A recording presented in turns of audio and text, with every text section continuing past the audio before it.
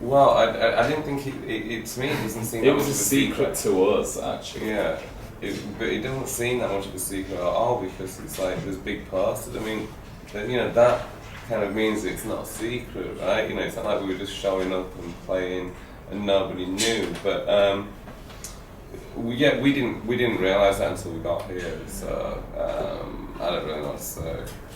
I think that, it's nice to think that people would be interested enough that you could keep it a secret and people would be excited about it, because otherwise, if nobody cared and it was a secret, then what's the point, So it kind of makes you feel good, I guess. The main thing is we're just happy to be playing a show in Bangkok because we've been wanting to come here for a while, and we're just glad that we're finally doing it, I guess. That's things like that happen to us all the time, like we always think, like we saw it on the news that the typhoon is like the strongest storm in history and stuff like that. So it's like we often, I think maybe we just have bad luck and it follows us around, so it might be our fault. Yeah, we feel like we're cursed sometimes. Sometimes we just feel like we're cursed, and it's following us because we were in. Where were we at? We were in Vietnam yesterday. In Vietnam, and it was in Vietnam, and then we came here and it followed us here. Yeah.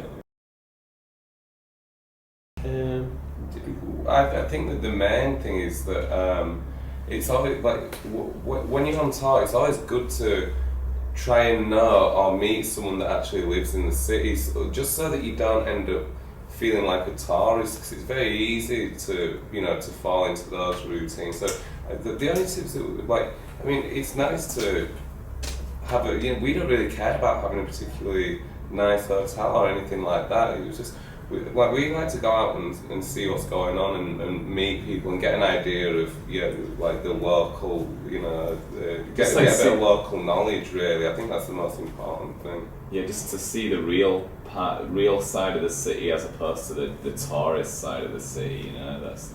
Yeah, because I've been on tour with people before that really like to have like a really nice hotel that's just like that they would stay in, back in England or whatever, and it makes everywhere seem the same, and I don't think that's very exciting.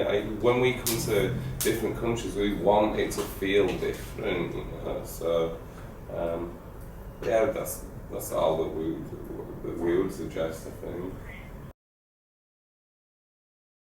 Well, the line's blurred. I think that because we spend most of our time together as a band now, because we all live apart. So you've just got to try and remember where the line is drawn.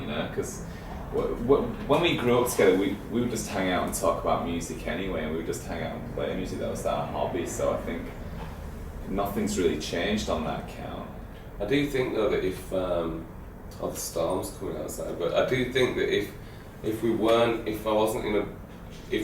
brothers, I would find it difficult to be in a band for 10 years with anybody, because it's you're always together, you're always like sharing rooms or like in each other's faces and stuff, and I think if it wasn't for the fact that they were brothers, I just don't think I would have been able to deal with it for 10 years. So yeah, me too. It would be difficult.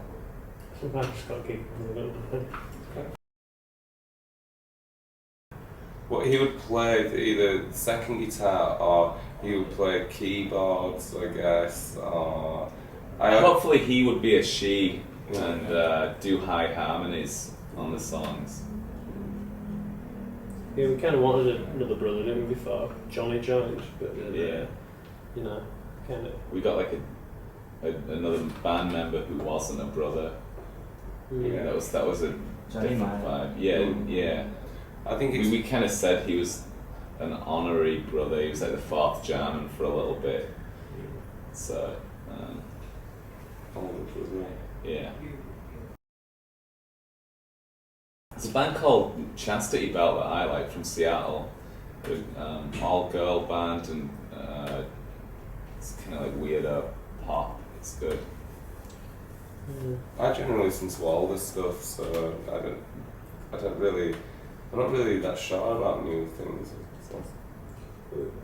one of the bands who toured with us quite a while ago as well, like a band called the Dead Trees, and I saw them playing Wakefield in their new band as well. It's a band called Skaters, and I thought they were pretty good as well. So.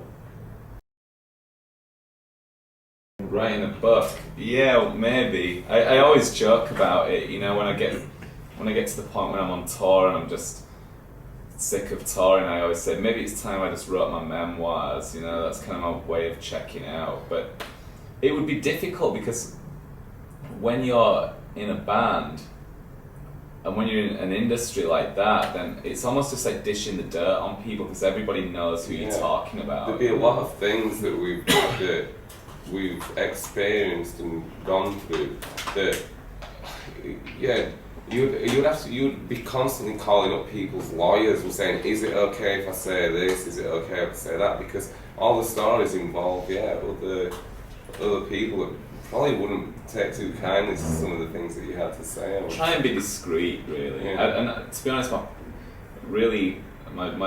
private life's just really important to me, and you know, it's not like I have to deal with some of the stuff that some of these big celebrities do, but still, just in this day of social media, and I think that people overshare, you know. It's like, I don't think anyone really needs to know what I get up to at home, but I don't know, everyone's got like interesting stories to tell if you're on the road for so long, but sometimes, yeah, you just feel like you were being indiscreet towards other people, I think, you know.